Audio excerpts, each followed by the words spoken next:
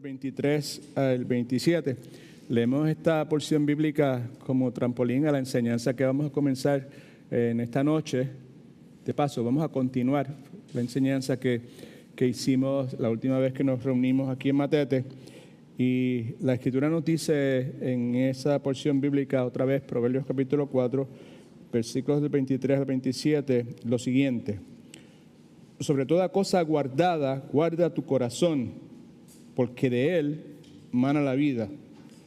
Aparta de ti la perversidad de la boca y aleja de ti la iniquidad de los labios. Tus ojos miren lo recto y diríjanse tus párpados hacia lo que tienes delante. Examina la senda de tus pies y todos tus caminos sean rectos. No te desvíes a la derecha ni a la izquierda. Aparta tu pie del mal. Vamos a orar un momentito, por favor. Padre, en el nombre de Cristo Jesús, Redentor de nuestras almas, Señor de nuestras vidas, el amado nuestro Señor, nuestro mejor amigo, el gran yo soy, en el nombre de Cristo Jesús, volvemos a tu presencia. Lo hacemos con reverencia, lo hacemos con temor, Señor, pero al mismo tiempo lo hacemos con la confianza que tiene un niño con su padre, Señor. Te imploramos en esta hora, Padre Celestial, que nos dirijas, Señor, que ilumines nuestro entendimiento, Señor, que remuevas de nuestra mente todo aquello que pueda impedir que escuchemos tu voz, Señor, y capacítanos, Señor, para llevar nuestros pensamientos cautivos a la persona de Jesucristo.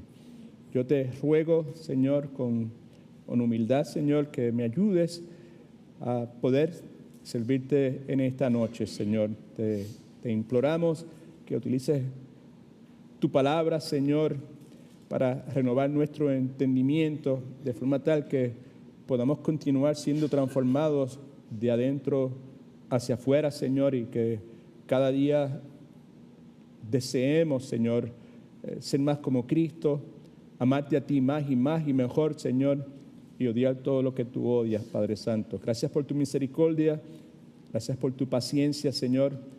Gracias por tu pacto, tú eres un Dios de pacto, Señor, y en esta noche vamos a hacer referencia a esa verdad tan gloriosa, Señor. No entendemos cómo tú quisiste tener una relación con nosotros.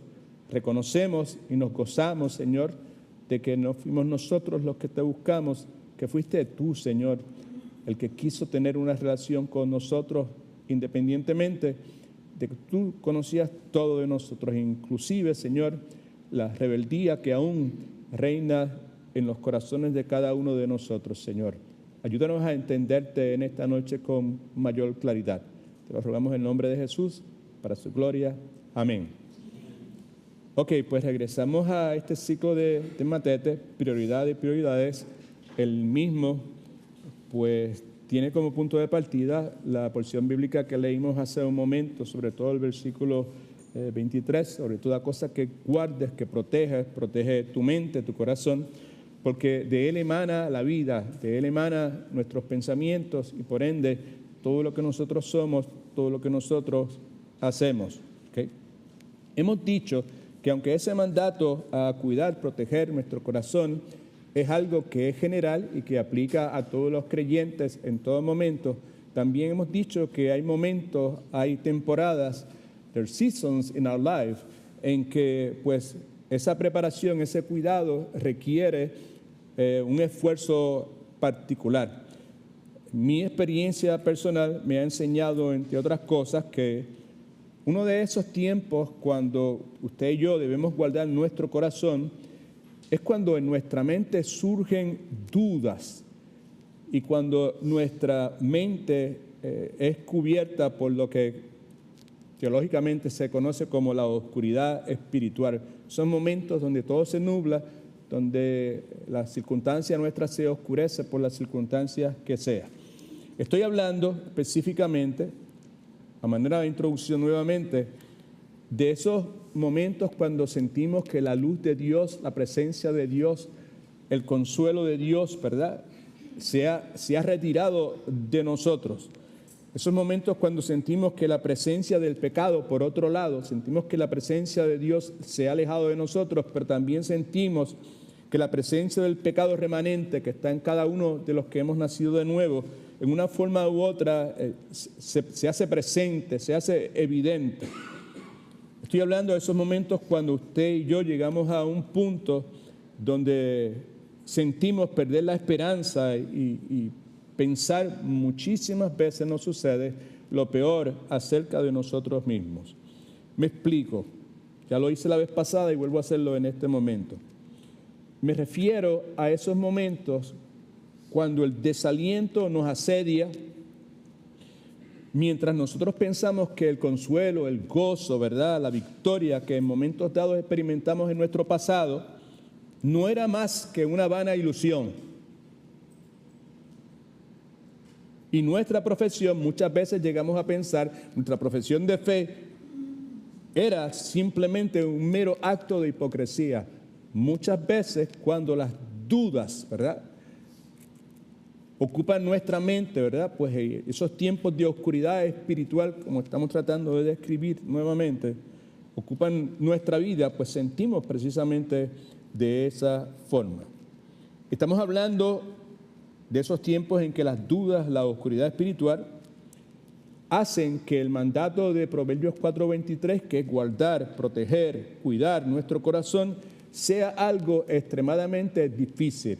Otra vez, estamos hablando de las prioridades en la vida de todo creyente. Hemos dicho a la saciedad del comienzo que en nuestra vida hay un sinnúmero de cosas que tienen importancia, que tienen prioridad, pero que conforme a lo que la Escritura enseña, cuando utiliza la frase sobre toda cosa que cuides, protejas, cuida tu corazón. Hay una cosa que está por encima de todas esas cosas y en nuestra responsabilidad, en nuestro deber, en nuestra tarea de cuidar nuestra mente, lo que entra y sale de nuestra mente. ¿Okay? Y cuando nuestra mente, esos gigantes con los cuales nosotros batallamos en nuestra mente, que hemos hablado tantas veces recientemente, ¿verdad? Uno de esos gigantes, las dudas y la oscuridad espiritual, donde la luz de Dios, de la presencia de Él no se siente, y lo que vemos es la presencia constante del remanente de pecado en nosotros. Sé que me estoy repitiendo, pero para beneficio de todos nosotros. Cuando eso acontece, ¿verdad?, pues se nos hace más incómodo, se nos presenta gran dificultad en cumplir este deber, esta responsabilidad que se nos ha dado de cuidar, de proteger nuestro corazón. Hablo de esos momentos en que la angustia que experimentamos surge de la condición, estado espiritual de nuestra alma, lo cual a su vez pone en duda, muy importante, nuestra propia fe. No, los argumentos que nuestra mente utiliza, ¿verdad?, son variados, diversos. Se pueden expresar de esta forma. Probablemente usted se puede identificar con esto, probablemente estas cosas han pasado por su mente. Es inclusive probable que en el día de hoy eso haya sucedido. Hay pensamientos que cruzan por nuestra mente parecidos a este, ¿verdad? Cuando todo se oscurece, cuando fallamos, cuando tropezamos, usted póngale nombre y apellido. Pensamientos como pensamientos que sugieren que yo he vuelto a caer en los mismos pecados de los cuales te habías arrepentido con tanta vergüenza y tristeza. Eso trae duda, pues provoca que cuestionemos nuestra fe. Pensamientos como este: tu amor por Dios ha mermado, mientras que tu amor por el goce, el deleite de las cosas del mundo ha aumentado. Eso trae confusión, eso provoca que cuestionemos muchísimas cosas, inclusive la veracidad de nuestra fe. ¿Cuántos estamos claros? Amén. Okay. Pensamientos como: tú has progresado en tus deberes públicos, en tus responsabilidades públicas, pero en tus deberes privados, en tu vida íntima con el Señor, tú has retrocedido. Eso pues también abona a las dudas y que estamos haciendo de referencia. Si bien eso es cierto, también es cierto que la angustia de nuestra alma puede muy bien emanar, surgir de las insinuaciones viles que nuestro enemigo Satanás trae a nuestra mente, creando confusión en nuestra alma, ¿verdad? Mientras que en muchas ocasiones, en adición a las insinuaciones malvadas de Satanás, muchísimas veces nuestro propio desaliento nos lleva a decir, ¿verdad?, o a pensar que el silencio de Dios y la aparente negación de Dios a nuestras oraciones traen consigo el rechazo de Dios para nosotros, algo que vamos a ver, perdónenme, de lleno dentro de unos momentos. Así que para poder afirmar y ayudar nuestro corazón cuando se encuentra en situaciones similares a las que acabo de escribir, hay algo que necesitamos hacer, que es precisamente la razón por la cual tenemos esta sesión de Matete en esta noche. ¿Qué es lo que precisamos hacer? Precisamos familiarizarnos con algunas verdades bíblicas, algunas generales, otras específicas, que tienen la capacidad de calmar nuestra alma cuando nuestra alma es asediada. Asediada es un término militar, rodeada, ¿verdad?, por las dudas. Lo que quiero decirles es que usted y yo precisamos ser instruidos correctamente, no solamente ser instruidos, sino instruidos correctamente en cuanto a esos pensamientos, ¿verdad?, que están presentes en la mente de cada uno de nosotros y que traen como resultado que la tranquilidad que Cristo compró para nosotros, entiéndase paz, ¿verdad?, sea robada. El salmista en el Salmo 94, versículo 19, dice lo siguiente: en la multitud de mis pensamientos íntimos, tus consolaciones alegraban mi alma. En otras palabras, él está diciendo, cuando dice en la multitud de mis pensamientos íntimos, en esencia lo que sugiere es esto: en medio de la multitud de preocupaciones que se agolpan en mi mente, en medio de mis angustias, en medio de mis grandes preocupaciones nuevamente, o cuando en mí la angustia iba en aumento, lo que sugiere el salmista es que las consolaciones de Dios alegraban su alma. Las consolaciones de Dios le daban consuelo y alegría, perdone la redundancia. Tú me diste consuelo y alegría en medio de mis angustias y mis preocupaciones. Tu consuelo llenaba mi alma de alegría cuando en mi angustia iba en aumento. Así que lo que tratamos de hacer la última vez que estuvimos juntos aquí en Matete, tratamos de continuar a hacerlo en esta noche, es identificar algunas verdades bíblicas, unas específicas, otras generales, que calman el alma nuestra cuando la misma es asediada, es rodeada, ¿verdad?, atacada, si usted quiere, por las dudas. Santiago, en Santiago capítulo 1, versículos del 5 al 6, nos dice algo con relación a las dudas, y lo que dice no es muy bueno. Santiago 1, versículos del 5 al 6, está en sus notas, está en su Biblia también. Dice que si alguno de vosotros, haciendo referencia a verdaderos creyentes, tiene falta de sabiduría, que la pida a Dios, que es algo que nosotros en esta noche, a través de nuestro estudio y nuestra presencia aquí, lejos de habernos quedado en nuestro hogar, ¿verdad?, en la comodidad y el descanso, decidimos venir aquí a este salón a ser instruidos por la palabra de Dios en busca de sabiduría. Sí, nos gusta vernos los unos a los otros, pero lo que queremos es ser instruidos. Amén. Y que Dios pueda renovar nuestro entendimiento de forma tal que eso resulte en que nuestras vidas sean o continúen siendo transformadas. Santiago capítulo 1, versículos del 5 al 6. Yadira, Dios te bendiga, hermana Norma, también Dios te cuide. Alegra verte. Si alguno de vosotros tiene falta de sabiduría, que la pida a Dios, porque Dios da a todos abundantemente, lo hace sin reproche y le será dada. Pero que pida con fe. Entonces añade esta frase que es importante para nosotros, relevante para nosotros en esta noche. Pida con fe, no dudando nada, porque la persona que duda es semejante a la onda del mar que es arrastrada por el viento y echada de una parte a otra. No quiero tratar de profundizar mucho en lo que Santiago dice, pero lo que sugiere es que como el resultado de las dudas en nuestra vida, pues en nuestra mente, nuestra vida va a ser afectada por eso. Por eso debemos cuidar nuestra mente, porque de él emana la vida. Y si nosotros anidamos dudas en nuestra mente, el resultado es que vamos a terminar siendo, como Santiago describe aquí, como la onda del mar que es arrastrada por el viento y echada de una parte a otra. Así que la primera verdad que entendemos que calma el alma asediada por las dudas es la siguiente. Yo creo que esa la vimos la vez pasada. Y es que no todo acto de hipocresía demuestra que la persona es un hipócrita. Amén. No todo acto de hipocresía demuestra que la persona sea un hipócrita. Acuérdese, por favor, que estamos tratando de identificar algunas verdades que pueden calmar el alma asediada, ¿verdad? Que está siendo rodeada y atacada por las dudas. Y las dudas surgen en el contexto del cristiano cuando usted y yo mayormente respondemos, nos conducimos, nos comportamos en formas que no son cónsonas con lo que Dios nos ha enseñado que debemos hacer.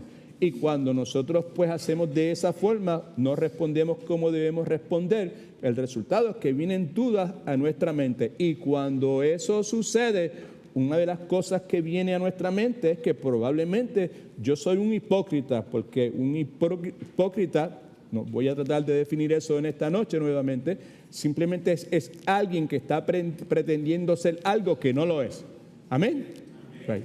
Y eso es uno de los gigantes esos que nos cogen y nos crean toda clase de torbellinos a nosotros. Y si nosotros no podemos lidiar correctamente con eso, ¿verdad? Con esos gigantes, en este caso ese pensamiento, pues vamos a ser afectados en nuestra conducta, y nuestras decisiones, y nuestras respuestas, y nuestro estado de ánimo, y lo que hacemos y lo que no hacemos va a ser impactado negativamente por eso.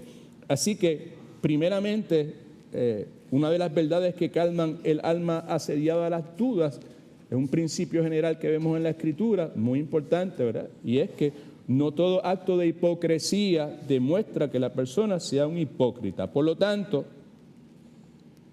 dijimos que es importante para nosotros aprender a distinguir entre dos cosas. Si quiere escribirse eso por ahí, no está en los blancos, pero si quiere escribirlo, vale la pena hacerlo, ¿ok? Entiendo yo que vale la pena hacerlo. Yo preciso aprender a distinguir entre dos cosas. Primero, la presencia de la hipocresía en mi vida. La presencia, eso es una cosa. Presencia en las manifestaciones, cuando yo acto de una forma. ¿Alguno de ustedes alguna vez ha actuado hipócritamente?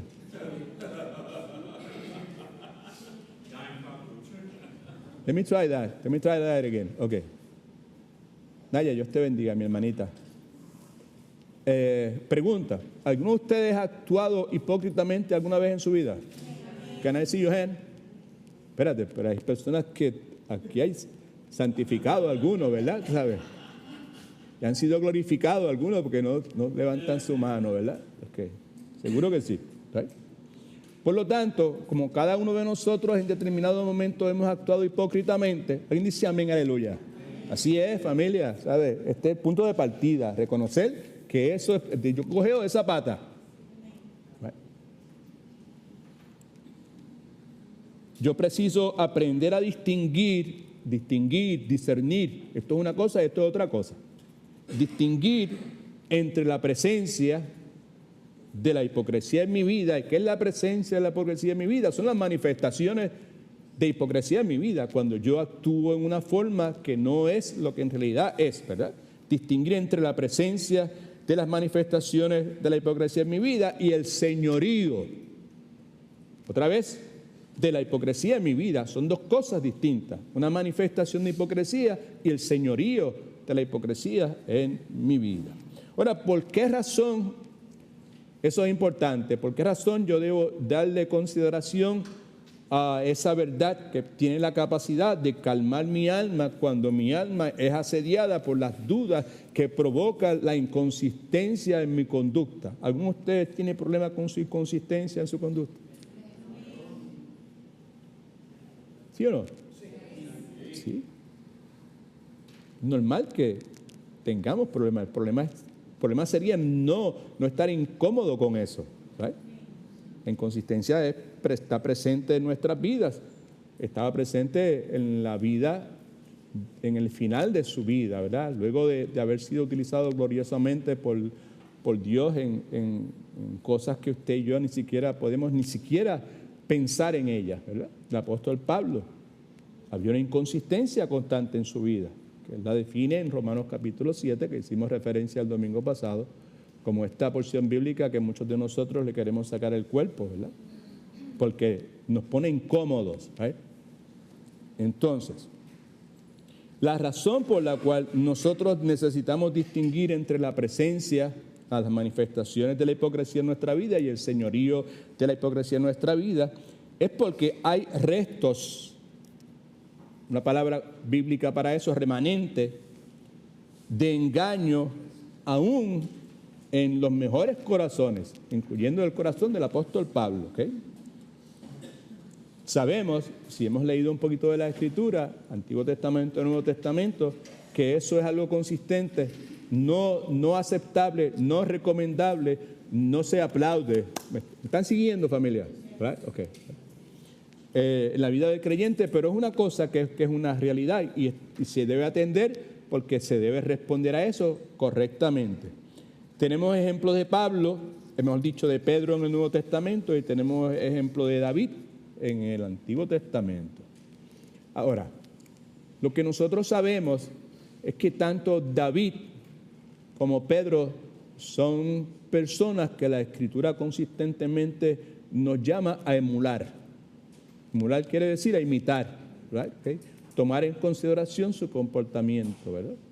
Pablo dice, imítenme a mí en la misma forma que yo imito a Cristo, ¿verdad? Y en el caso de David, la Escritura nos habla de él como un hombre conforme al corazón de Dios, y me imagino que cada uno de nosotros desearíamos eso para nosotros, amén, que eso se dijera de nosotros. Ahora, tanto David como Pedro tristemente conocieron la hipocresía por experiencia propia. ¿Cuántos están de acuerdo con eso? ¿Sí o no? Claro que sí, definitivamente que sí. Okay. Sin embargo, esto es lo que es importante, esto es lo que permite distinguir entre la presencia, la manifestación de la hipocresía en mi vida, del señorío de la hipocresía en la vida mía. Okay. Sin embargo, por la disposición que predominaba en el corazón de David, al igual que el de Pedro, estos hombres eran a los ojos de Dios considerados como rectos, righteous men, y para nada fueron catalogados ni llamados hipócritas por las conductas propias de ellos mismos. Ve el punto, actuaron hipócritamente, pero sin embargo no son considerados como personas hipócritas. Las caras de muchos de ustedes están bien serias. Yo no sé la razón por la cual están tan serias, ¿verdad? Pero se ven bien serios. Quizás es porque el asunto es un asunto un tanto incómodo, ¿verdad? Para nosotros. Y tenemos muchísimas ideas, opiniones sobre el asunto y que probablemente quizás no sean las más acertadas. En el caso de David, en el Salmo 32, versículos 3 y 6, vemos una descripción de él mismo, ¿verdad? ¿Sabe? Diciendo qué fue lo que pasó, ¿verdad? Dice, mientras callé, ahí subraye eso, mientras actué hipócritamente. Porque él cayó no en el sentido de caer, sino cayó en el sentido de no hablar, ¿verdad? Mientras no confesé mis pecados, ¿okay? Se envejecieron mis huesos en mi gemir todo el día, porque de día y de noche se agravó sobre ti mi mano y se volvió mi verdor en sequedades de verano. Mi pecado te declaré, algo que eventualmente hace, y no encubrí mi iniquidad. Lo hizo al punto que fue movido por Dios para registrar esa confesión en lo que usted y yo conocemos como el Salmo 51. En el caso de Pedro, en Mateo capítulo 26, 69 a 75, vemos a Pedro consistentemente actuando, respondiendo hipócritamente. Tú también estabas con Jesús el Galileo, él lo negó delante de todos diciendo, yo no sé lo que tú dices. Vino otra persona, le dijo, también estaba con Jesús el Nazareno, pero él esta vez lo niega con un juramento. No sé si se da cuenta cómo va en aumento la intensidad de su manifestación hipócrita. Y vemos eso, vamos a leerlo, ya lo hicimos la vez pasada y todos lo conocemos. Así que la primera verdad que puede calmar nuestra alma cuando la misma es asediada por las dudas es el hecho de que no todo acto de hipocresía demuestra que la persona sea un hipócrita. ¿Right? Eso, fíjese, aquí el énfasis que estamos haciendo es lo que la Escritura provee, la medicina, si usted quiere, ¿verdad? Para el alma del creyente, ¿right? Nuestra dificultad podía estar presente en el hecho de que al escuchar una verdad como la que usted y yo estamos leyendo en este momento, ¿cuál es la verdad que acabamos de leer? ¿Alguien la dice así? ¿Cuál es? ¿Qué es lo que estamos tratando de comunicar? ¿Cuál es la verdad que estamos enfatizando que puede tener la capacidad de calmar el alma asediada por las dudas? ¿Cuál es? Si lo tiene ahí al frente, ¿verdad? Está al frente suyo y creo que estaba en la pantalla. Esa es la verdad. Que no todo acto de hipocresía demuestra que la persona sea un hipócrita. Ahora, una gran posibilidad, preste atención que es importante, ¿verdad? Las cosas como son, ¿verdad? Una gran posibilidad es que cuando nosotros leemos algo como eso, no todo acto de hipocresía demuestra que la persona sea un hipócrita. Nuestra tendencia sea a estar pensando en otras personas. ¿Sí o no? Oh, usted dice eso porque usted no conoce, ¿right? Okay.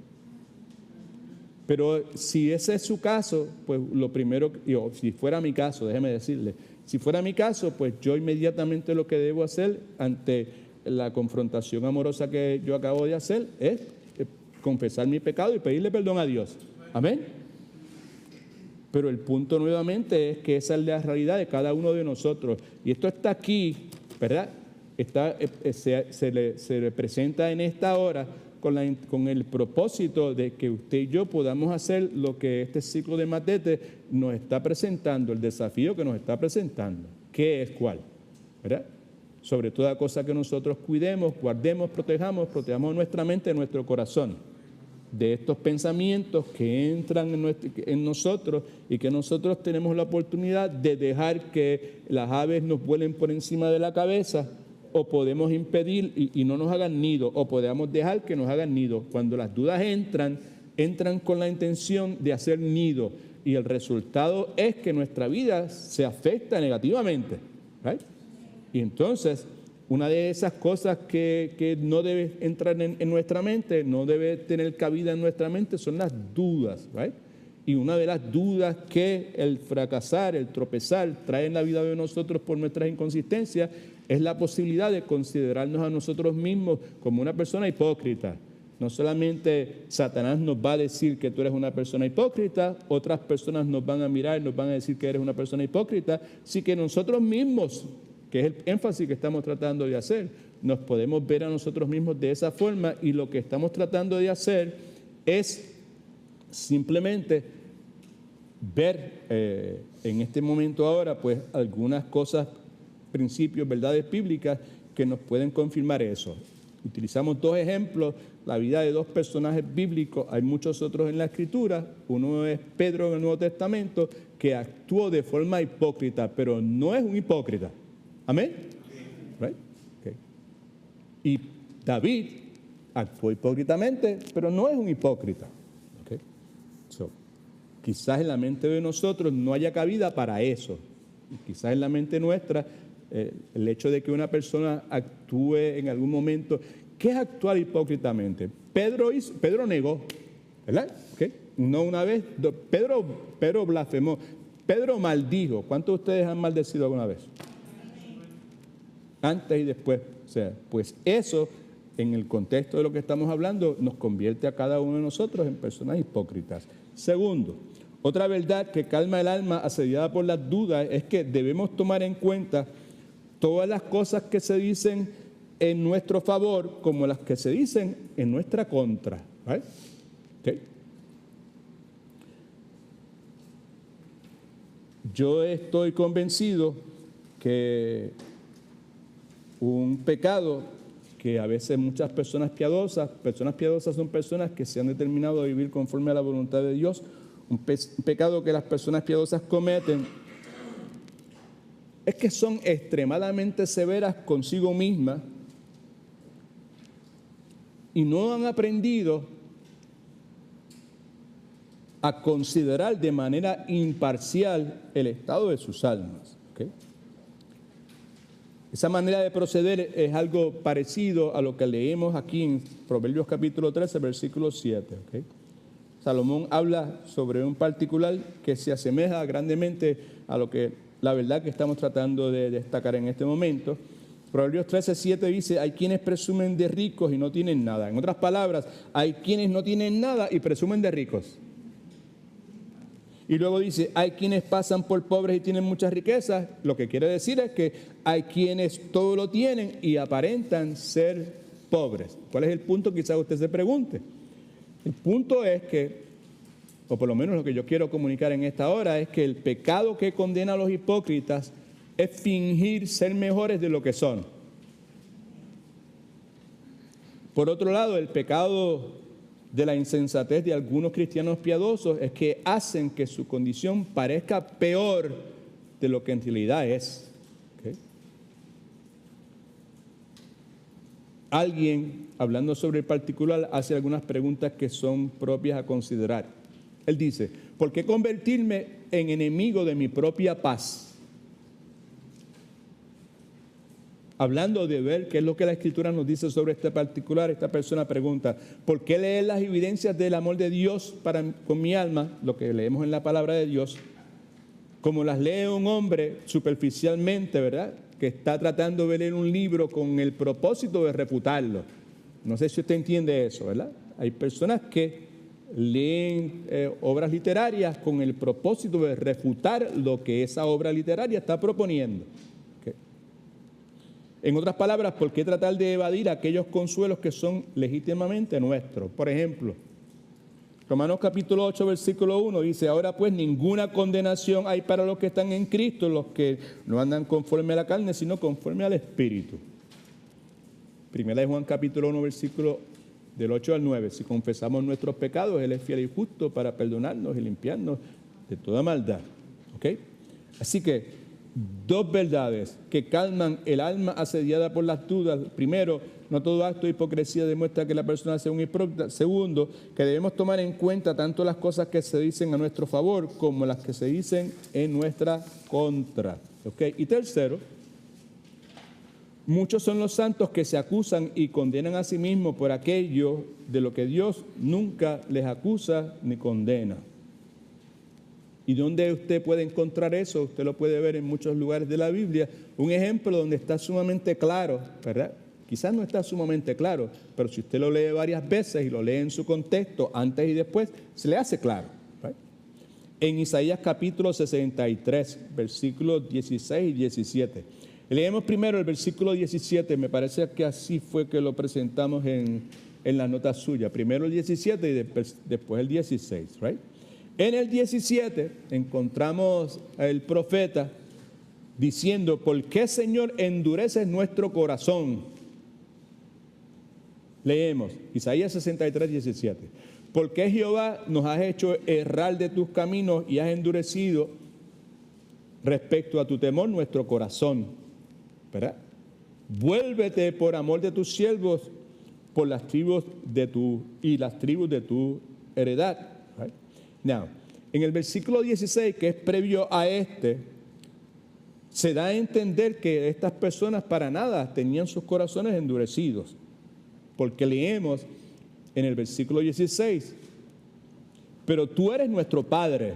La persona que llame a Dios su Padre no tiene el corazón endurecido. Y aunque Abraham nos ignore e Israel no nos reconozca, tú, vuelve a repetir lo mismo, eres nuestro Padre. Ahí no hay corazón endurecido para nadie. Y tú eres redentor nuestro, ¿verdad? Y nuevamente dice, redentor nuestro es tu nombre desde la eternidad. En otras palabras, no están endurecidos, continúan confiando en el pacto, en el amor, ¿verdad?, de Dios para con su pueblo. Así que muchos creyentes verdaderos, yo someto a su consideración, se ven a sí mismos como hipócritas y como sepulcros blanqueados. Sin embargo, la Escritura enseña que Dios, por medio del sacrificio de Cristo en la cruz del Calvario, ya los ha absuelto de esa acusación.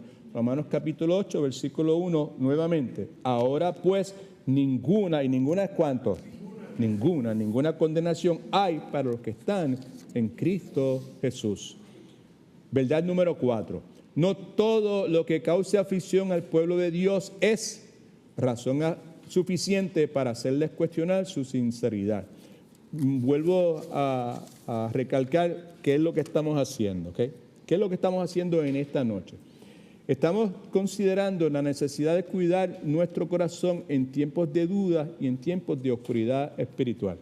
Y lo que estamos haciendo es que estamos considerando algunas verdades generales o específicas en la Escritura que calman nuestra alma, nuestra mente, cuando nuestra alma y nuestra mente es asediada, ¿verdad? Es rodeada, ¿verdad?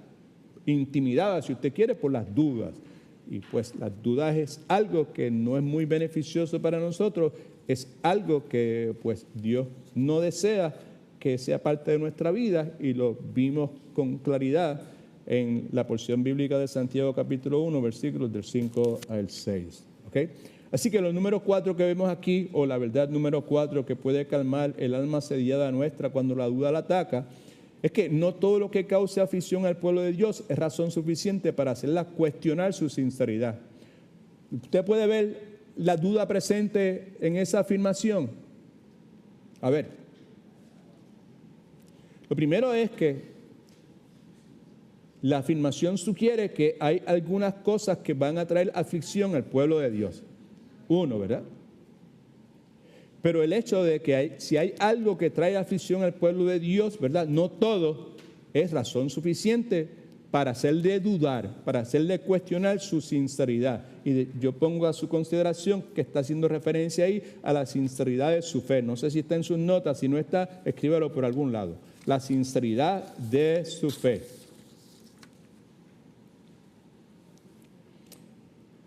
Hay muchas cosas que la Escritura enseña que pueden causar sufrimiento en la vida del creyente, incomodidad, complicaciones, si usted quiere, pero necesariamente no necesitan o deben hacernos tropezar.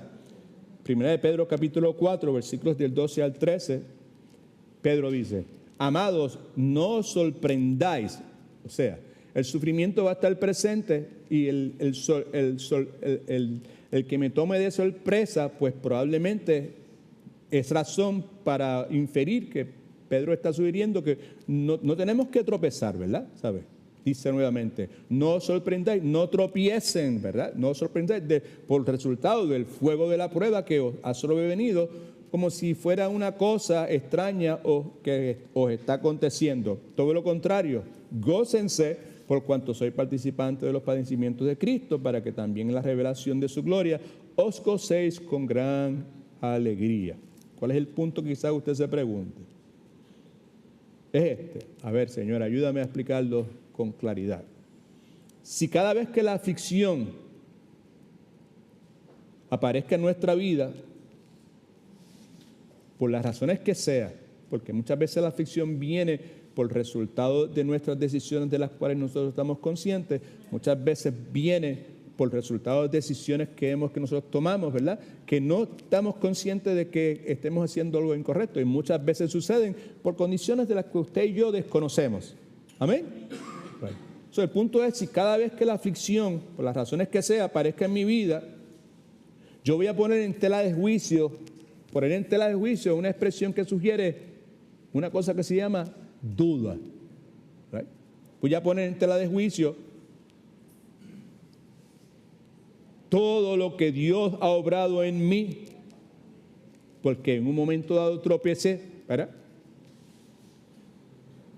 La implicación es que yo voy a vivir toda mi vida lleno de dudas y temores. ¿Cuántos estamos entendiendo? Por lo tanto, si eso va a ser de esa forma, si cada vez que yo tropiece o venga alguna aflicción o alguna complicación, sea que yo la busque, sea que venga sin ser invitada de parte mía, yo voy a poner en tela de juicio todas las cosas gloriosas que Dios ha hecho en mi vida, ¿verdad? Pues entonces yo voy a vivir mi vida llena de duda, lleno de temor. Y el resultado de eso es que yo nunca voy a alcanzar una verdadera paz interna, que es lo que Dios quiere que nosotros alcancemos, al considerar por encima de todas nuestras, o proteger por encima de todas las cosas nuestra mente, ¿verdad? Y tampoco podremos vivir la vida que se exhorta que nosotros vivamos, una vida genuina, llena de alabanza y agradecimiento, como el Evangelio del Señor Jesucristo requiere. Número 5, verdad número 5. El alma del ser humano no siempre está en condiciones para pasar juicio sobre su propio estado. ¿Okay? el alma del creyente no siempre, en ocasiones puede que esté, pero no siempre está en condiciones para pasar juicio sobre, otra vez, su propio estado, ¿verdad? En otras palabras, nuestra alma, entiéndase mente, corazón, emociones, voluntad, podemos expresarlo de distintas formas, no siempre está en una disposición adecuada para hacer de sí misma un juicio correcto. ¿Ok? Y yo añado que particularmente está poco calificada para hacerlo en tiempos de abandono o tentación. Lo que acabo de decir es importante. Mi alma no siempre está en la disposición adecuada para hacer por sí misma un juicio correcto. No siempre yo tengo esa disposición. Y yo someto a su consideración que siendo usted un ser humano normal, ¿verdad?, que todavía no ha sido glorificado, pero usted, al igual que yo, cogíamos de la misma pata. Y si bien eso es cierto, también yo diría que es aún más cierto que nuestra alma está poco calificada para hacerlo en tiempos de abandono. ¿Qué abandono? ¿Quién me abandonó? ¿Mi papá? ¿Mi mamá? No, abandono de la presencia de Dios. Acuérdense, esa es la introducción, una introducción, estamos hablando de esos momentos donde todo se apaga a nuestro alrededor, donde la luz de la presencia divina de Dios parece disiparse en nuestras vidas. A ese es el abandono que nosotros nos estamos refiriendo en ese momento. Cuando eso sucede, particularmente, yo estoy poco calificado para, nuevamente, hacer un juicio correcto, ¿verdad? O cuando viene una tentación severa. Así que cuando el alma está confundida porque se siente abandonada por Dios, ¿right?, o cuando en la tentación se encuentra en apuros, nuestra alma normalmente no está apta para pasar juicio sobre su estado. De paso, por tanto, lo que la Escritura nos sugiere es que en esos tiempos deberíamos usted y yo emplearlos más bien, ¿verdad? En vez de emitir un juicio y ver qué es lo que está pasando y llegar a conclusiones, más bien debemos vigilar y resistir. No es un momento para juzgar, no es un momento para llegar a conclusiones. Y vuelvo a hacer referencia nuevamente de que lo que estamos considerando, como hemos considerado la mayor parte del tiempo, ¿verdad?, en Matete, pero en la noche de hoy en particular y en este ciclo de prioridades, sería beneficioso para nosotros si las cosas que estamos escuchando nosotros las internalizamos para nosotros. Le ponemos nuestro nombre, nuestro apellido, nuestras huellas digitales, soy yo, soy mi persona, es mi vida, ¿verdad? Lejos de sucumbir a la tentación de estar poniendo nombres, apellidos de otras personas. Amén. All right. Las cosas como son. Amén. Salmos 4:4 dice, temblad y no pequéis, meditar en vuestro corazón, ¿verdad?, estando en vuestra cama. En otras palabras,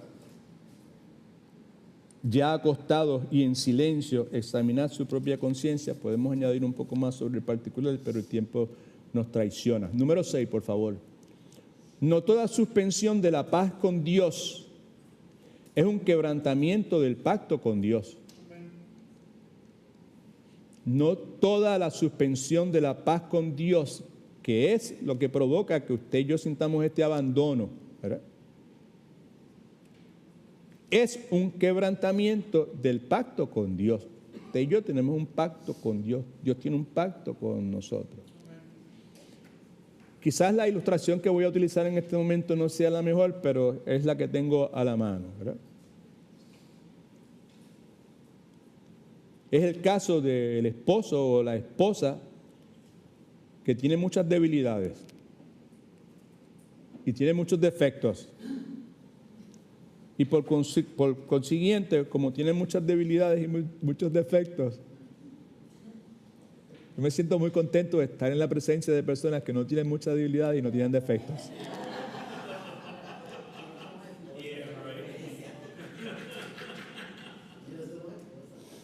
Right. Es la esposa o el esposo que tiene muchas debilidades, que tiene muchos defectos, que a menudo contrista y desagrada a su marido o a su esposa. ¿Right? Sin embargo, sea el esposo o sea la esposa, sigue fiel a él o a ella. ¿Right? Y a pesar de que tiene muchas debilidades y defectos y contrista por sus actitudes y sus respuestas y sus reacciones y desagrada a su marido, sin embargo, verdaderamente lo ama. No toda la suspensión de la paz con Dios es un quebrantamiento del pacto con Dios. ¿Cuál es el punto? Tales defectos, los que le estamos adjudicando a este esposo o a esta esposa, debilidades, defectos, sus actitudes que contristan y desagradan a su marido o a su esposa, tales defectos pueden hacer que su cónyuge cambie en su comportamiento para con ella o para con él. Right? Pero no afectan, o mejor dicho, no hacen que su esposo, en el caso de la mujer, o su esposa, en el caso del hombre, le deje de amar, ni que niegue su relación con ella. Right? Vemos un ejemplo de eso en la conducta rebelde, abiertamente rebelde del pueblo de Israel para con Dios y cómo Dios responde ahí. ¿Verdad? Jeremías capítulo 3, versículos de 12 al 14. Dice, ve y proclama estas palabras hacia el norte y di, vuélvete, rebelde Israel, dice Jehová. No haré caer mi ira sobre ti porque misericordioso soy yo, dice Jehová, y no guardaré para siempre el enojo. Versículo 13. Reconoce pues tu mal porque contra Jehová tu Dios te has levantado y has fornicado con los extraños debajo del árbol frondoso y no has escuchado mi voz, dice Jehová. Versículo 14.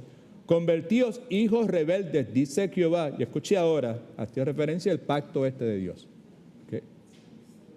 No había paz entre ellos y Dios, pero esa ausencia de paz no implicaba un quebrantamiento del pacto con Dios, que es la verdad que queremos destacar, que usted y yo necesitemos tener presente en nuestras vidas. ¿Okay? Versículo 14 dice, convertíos hijos rebeldes, dice Jehová, porque yo soy vuestro esposo, ahí tiene el pacto, os tomaré, uno de cada ciudad, dos de cada familia, y os introduciré a Sion. Número 7, por favor, sea cual sea nuestro pecado o problema es la raíz de nuestra angustia, ¿ok? Que crea las dudas que tengo en mi mente y el torbellino y la oscuridad en la cual que me está arropando en este momento, ¿verdad? Sea cual sea nuestro pecado o problema, la raíz de nuestra angustia, lejos de alejarnos de Dios, debería acercarnos a Él. Alguien debe decir amén, aleluya, gloria a Dios. ¿Okay? No sé si usted puede entender eso. Vamos a hacer una suposición aquí. Supongamos que hemos cometido un pecado y por lo tanto la presencia divina de Dios, ¿verdad?, se ha alejado de ti por un tiempo prolongado. Lo que sugerimos es que el hecho de que la presencia de Dios se haya apartado de ti por un tiempo prolongado no es razón, preste atención que es importante, no es razón para concluir que usted y yo debemos desalentarnos como si no hubiera ayuda de Dios para nosotros. That's the point.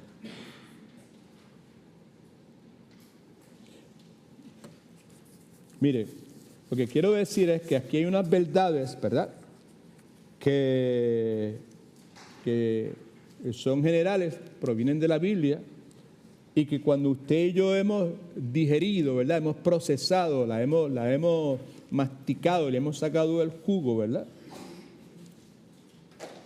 deben pues ayudarnos a nosotros a superar las dudas que invaden nuestra mente. Pero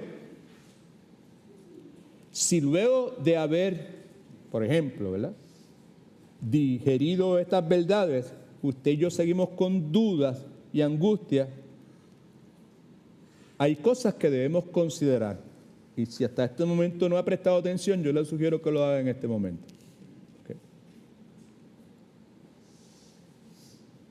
Estamos hablando de la necesidad de cuidar el corazón en tiempos de duda y oscuridad espiritual. La oscuridad espiritual lo vamos a ver en la próxima sesión bajo este mismo título, sección número 7. Pero ahora estamos enfocados en las dudas. El punto es este: si tenemos dudas y estamos por llegar a la conclusión de que el Señor no nos tiene en cuenta porque estamos pasando por alto tal o cual aflicción, ¿verdad? ¿No sería bueno responder o tratar de responder algunas preguntas, pero responder correctamente? Me explico. Si estamos pasando por problemas y aflicción intensa y pensamos que esa aflicción y esos problemas intensos son señal del desagrado de Dios para con nosotros, debemos preguntarnos algunas cosas. Presta atención. ¿Qué quiere decir impunidad? ¿Alguien me dice?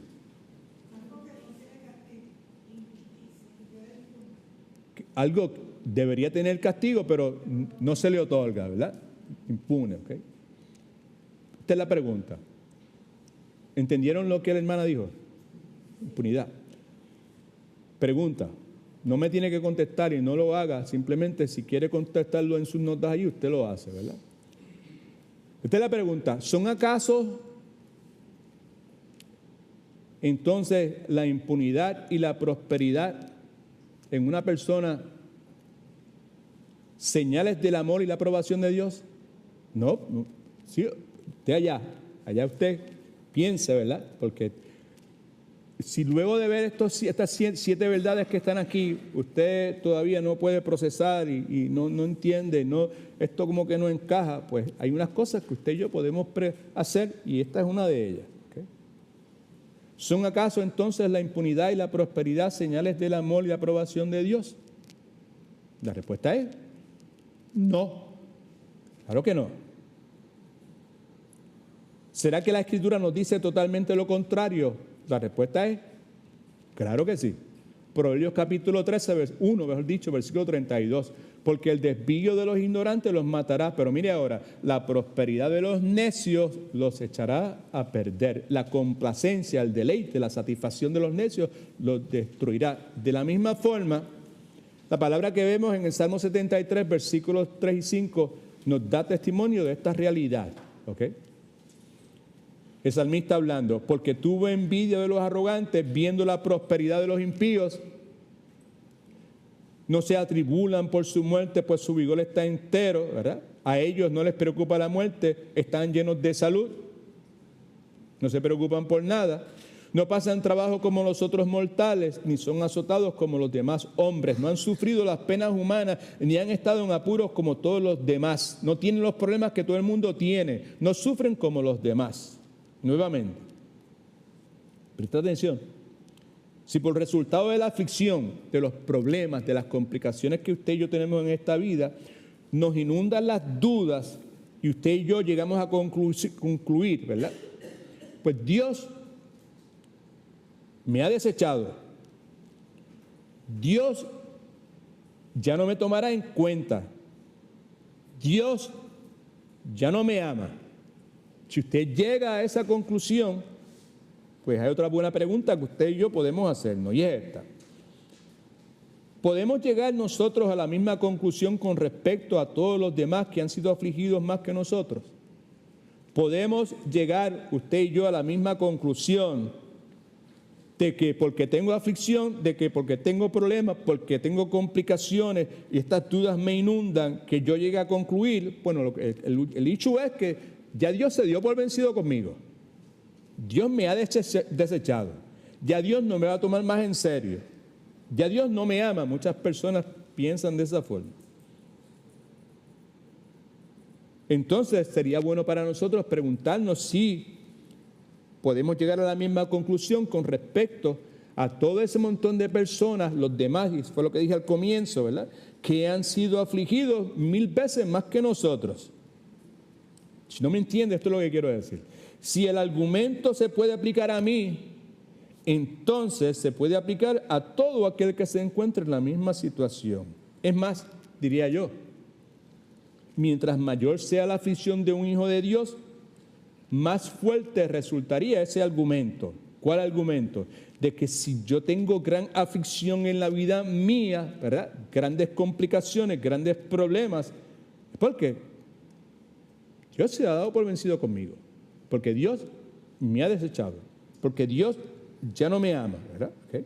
Si eso es así, entonces, pues, imagínense lo que sucedería con el caso de David, con el caso de Job, con el caso de Pablo, ¿verdad? Y todos los que han sido afligidos, como ellos también lo fueron. Por otro lado, si Dios nos hubiese librado de todas las aflicciones por las que ha hecho pasar a otros creyentes, muchos de nosotros desearíamos eso. ¿Amén? ¿Right? Que yo no tuviera que pasar por las aflicciones que otros creyentes han tenido que pasar. Y hay denominaciones y hay movimientos en el día de hoy que enseñan precisamente eso. ¿Okay? Y si usted está pasando por aflicciones que se puedan parecer de alguna forma a la que otras personas están pasando, la indicación entonces es que hay gran pecado en la vida suya. Algo que es totalmente contrario a lo que la Escritura enseña. Así que si Dios nos hubiese librado de todas las aflicciones por las cuales ha hecho pasar a otros creyentes,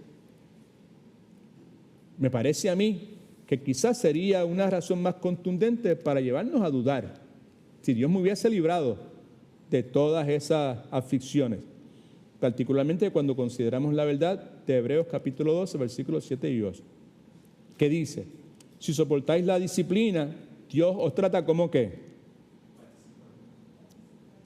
¿Está en sus notas o no está en sus notas? Si soportáis la disciplina, Dios os trata como ¿cómo qué? Dios os trata como a hijos, ¿verdad? ¿Okay? Porque ¿qué hijo es aquel a quien el Padre no disciplina? Pero si os deja sin disciplina, de la cual todos han sido participantes, entonces sois bastardos, no hijos. Creo que el versículo que tienes ahí, el 8, yo estaba leyendo el versículo 7. Perdonen, ¿ok?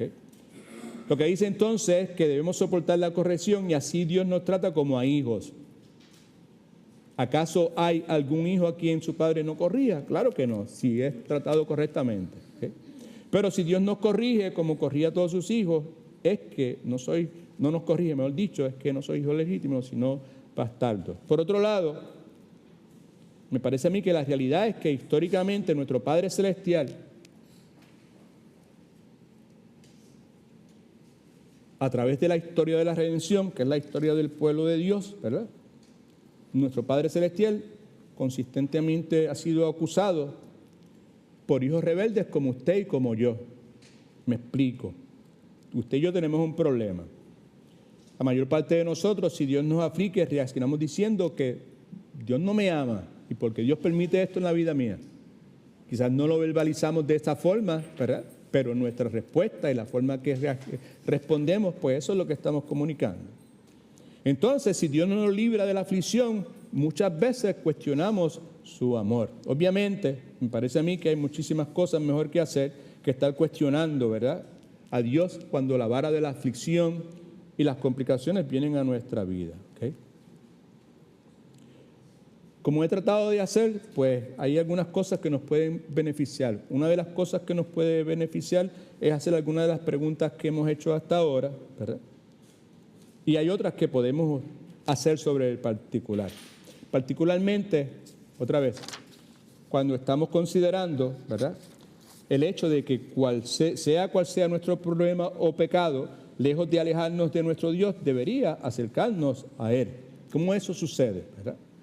Haciéndonos ciertas preguntas. Por ejemplo, me precipito a concluir que Dios no me ama y me ha descartado cuando esconde de mí su rostro.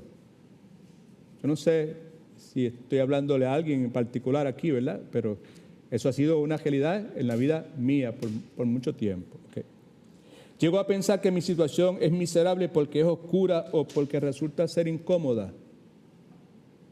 ¿Cuántos de ustedes están pasando por una situación oscura en este momento?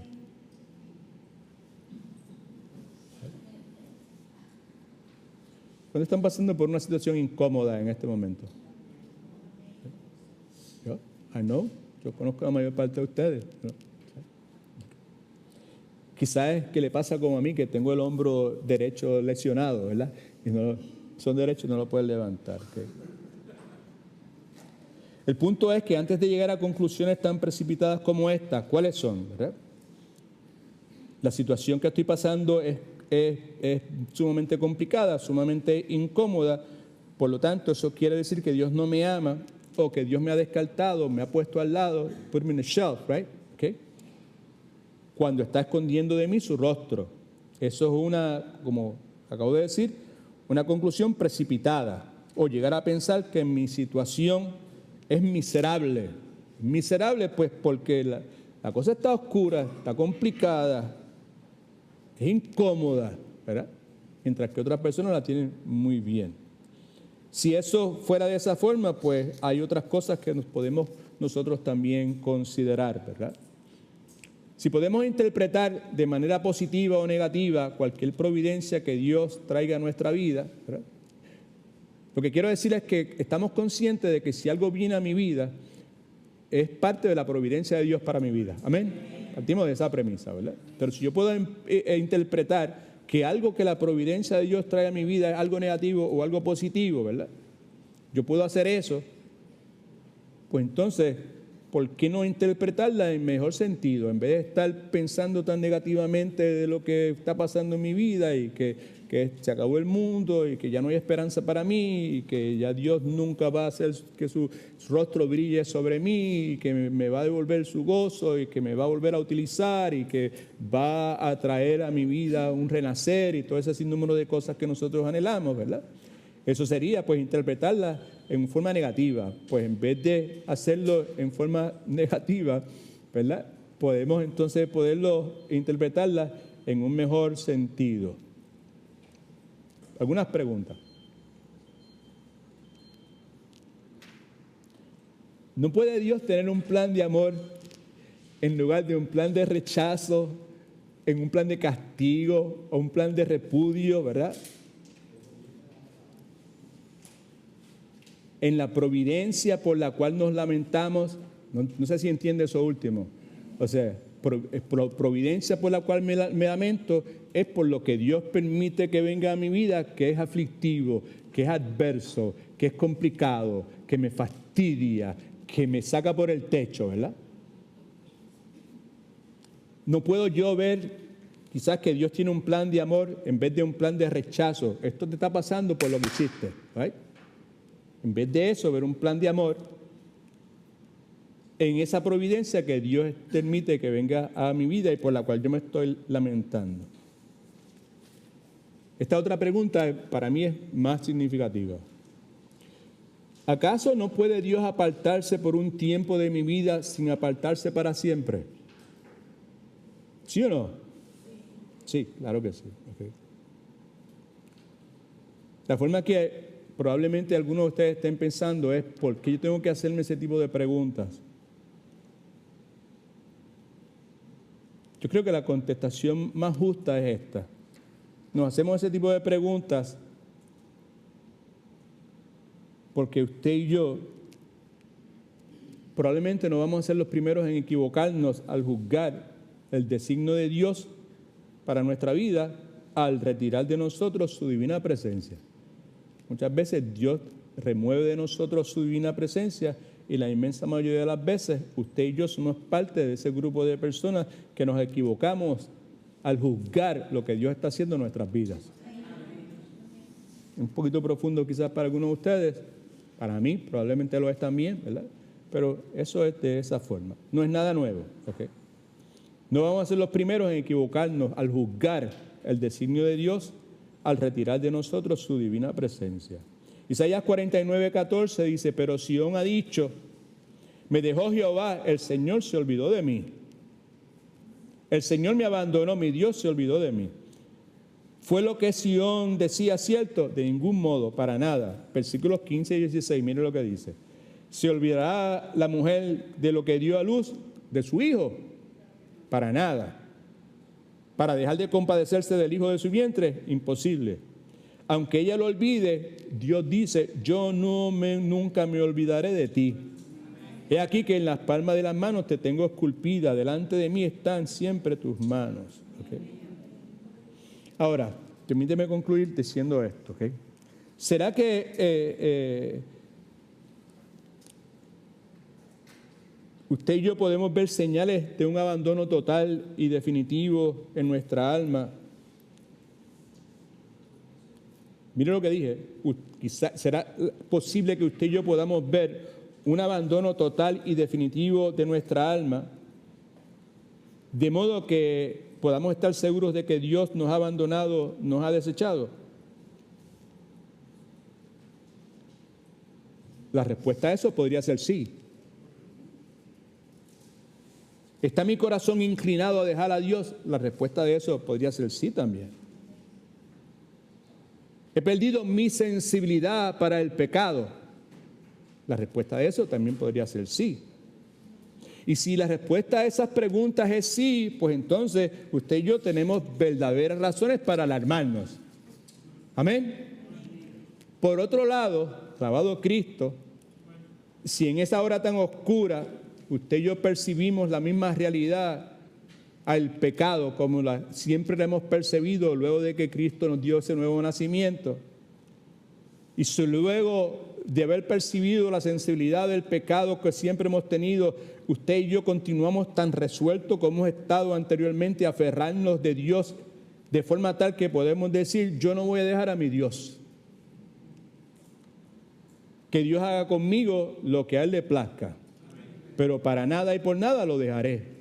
Sí, lo que yo estoy tratando de someter a su consideración en este momento es que si eso es de esa forma, entonces debemos tratar esta ausencia de la presencia de Dios en nuestra vida como un abandono parcial, como un abandono limitado o temporal. ¿Por qué razón? Pues porque sin duda, si usted llega al punto que dice: pues esto es una realidad de mi vida, yo lo acepto, pero yo no voy a dejar a mi Dios. Que Dios haga conmigo lo que Él quiera hacer, pero para nada y por nada yo lo voy a dejar a Él. Amén. Si eso es de esa forma, pues usted está experimentando lo que estoy llamando en esta noche un abandono parcial, limitado, temporal. Porque sin duda, si usted se expresa de esa forma, si usted siente de esa forma, si yo me expreso y siento de esa forma, Dios está obrando todavía en nuestro corazón. Y si Dios está obrando todavía en mi corazón, obviamente eso es una señal segura de que Dios en su tiempo volverá a hacer brillar su luz sobre usted y sobre mí.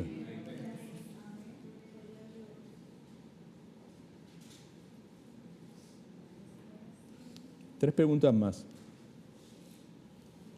¿Son los sentidos y los sentimientos competentes para juzgar las acciones y los designios de Dios? Gracias, familia. Claro que no. ¿Puede alguien confiar en su testimonio con seguridad cuando tantas veces ha demostrado estar errado? No puede confiar, para nada. ¿Okay? ¿Será esto un buen argumento? Presta atención. Si Dios me amara y Dios amara mi alma, yo lo sentiría ahora como lo he sentido en otros tiempos. Pero al no sentirlo, creo que ese amor ha dejado de ser. ¿Eso es un argumento bueno? Desde luego que no. La palabra enseña que Dios no cambia y nunca los hijos de Dios y las promesas que Dios ha dado dejarán de ser importantes para Él. Siempre serán sumamente importantes. Concluyo con la palabra de Isaías capítulo 57, versículos 17 y 19 y Hebreos capítulo 13, versículo 5. Si Dios nunca volviese a manifestarse, podríamos llegar a estas conclusiones, ¿verdad? Pero el testimonio es, conforme a lo que estas palabras dicen, es que Dios sin duda seguirá haciendo la obra que Él comenzó a hacer en la vida de su pueblo. Era lo que Pablo tenía claro en su mente. Persuadido de esto, del que comenzó a hacer su obra en mi vida, la va a perfeccionar. Isaías 57, versículos 17 y 19, esto es lo que dice: por la iniquidad de su codicia me enojé, el pueblo de Dios, y lo herí. Escondí, mire lo que dice, escondí mi rostro y me indigné. Pero él, hablando del pueblo de Israel, rebelde, siguió por el camino de su corazón. Pero entonces en el versículo 18 y 19 leemos esta palabra gloriosa que dice: he visto sus caminos, pero lo sanaré y lo pastorearé. Le dará el consuelo a él y a sus enlutados. Produciré fruto de labios, paz, paz, para el que está lejos y para el que está cerca, dice Jehová, yo lo sanaré. Y la exhortación de Hebreos capítulo 13, versículo 5. Sean vuestras costumbres sin avaricia, contentos con lo que tenéis ahora, contentos con vuestra situación presente, la razón por la cual debemos rechazar la avaricia, la codicia y estar contentos con nuestra situación presente. Es porque Jehová de los ejércitos, el Santo de Israel, ha dicho que nunca nos va a dejar y nunca nos va a abandonar. God is good. All the time. La semana próxima, primero Dios, pues continuaremos pues ampliando cada uno de esos 7 principios. Vamos a revisitarlos y vamos a presentarlos en una forma quizás un poco más fácil de comprender y procesar de lo que hemos hecho en esta noche. El próximo domingo, primero Dios, vamos a tener la Cena del Señor, así que pues hagamos lo que es pertinente hacer previo a tomarla. Vamos a orar. Padre, en el nombre de Jesús, te damos mil gracias por el día que tú nos has dado. Gracias por tu palabra, Señor. Gracias por tu promesa de que nunca nos vas a dejar, tú nunca nos vas a abandonar, Señor.